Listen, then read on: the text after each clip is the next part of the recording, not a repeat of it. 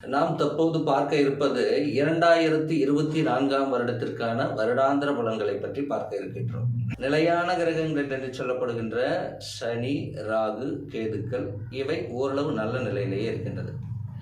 மேலும் நான் சொல்லுகின்ற பலன்கள் எல்லாமே கோச்சார ரீதியிலான பலன்களே. உங்களுடைய துல்லியமான பலன்களை பற்றி நீங்கள் பார்க்கணுன்னா உங்களோட தசா, புத்தி, அந்தரம், சுட்சமம் இதெல்லாம் பார்க்கணும். அப்போ தான் அதற்கான துல்லியமான பலன்கள் நமக்கு கிடைக்கும். இதை பார்க்கணுன்னா உங்களுடைய பிறந்த நேரம், தேதி இது நமக்கு கிடைக்கணும்.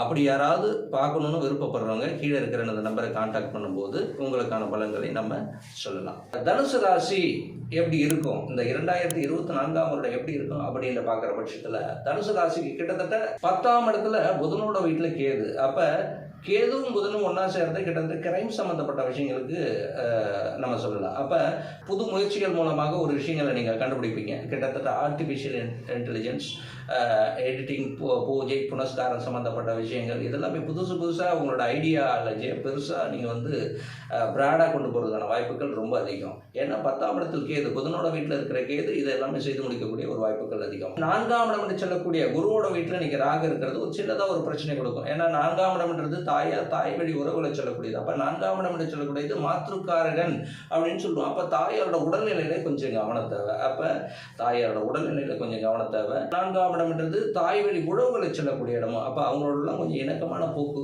இருக்கிறதுக்கான வாய்ப்புகளை நீங்கள் கொஞ்சம் கவனமாக பார்த்துக்கணும். தனுசு ராசிக்கு வேலை சம்பந்தப்பட்ட விஷயங்களுக்கு இதெல்லாம் பிரச்சனை கிடையாது. ஏன்னா 5ஆம் இடத்துல இருக்கிற குரு 6ஆம் இடம் என்று சொல்லக்கூடிய வேலை சம்மந்தப்பட்ட இடத்துக்கு போகிறதால வேலையில் பிரச்சனையே வராது. இதுக்கு மேலே வேலை சம்மந்தப்பட்ட விஷயங்கள் இது வரைக்கும் இல்லைன்னா கூட அதை தேடி நீங்கள் போயிடுவீங்க. வேலை உங்களுக்கு அற்புதமான வேலையை அமையக்கூடிய ஒரு வாய்ப்புகள் இருக்குது. தனுசு ராசிக்கான பரிகாரம் அப்படின்னு நம்ம பார்க்கும்போது இடம்புரி விநாயகர்ன்றதை பக்கத்தில் வச்சுக்கிறது ரொம்ப உத்தமத்தை தரும். அதே சமயத்தில் விநாயகர் வழிபாடு மற்றும் பிள்ளையார்பட்டி சம்மந்தப்பட்ட இடங்களுக்கு போய் வர்றது ரொம்ப அற்புதமான ஒரு ஏற்றத்தை தரும்.